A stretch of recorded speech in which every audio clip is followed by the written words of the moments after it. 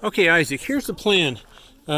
So what we're thinking about doing, so the orange marks, show the boundary. So we're thinking about, we'll take this wall here and come out like this to kind of give it a curve. And then it stays here.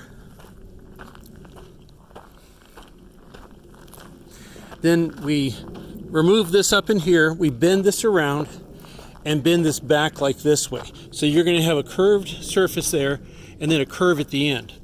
Now to cut down on the grass is much more expensive than the blocks. So we've marked down kind of a kidney shaped thing here. So we'll leave a gap in here between the wall and this grass area. So we've got a curve, and as you can see, we're going to come out from the house, round it around,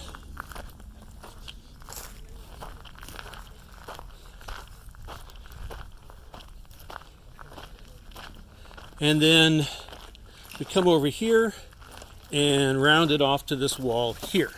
And then back there will just be rock. So money back guarantee on all my designing ideas, but this is probably the best you're going to get out of Selena, John, and I together.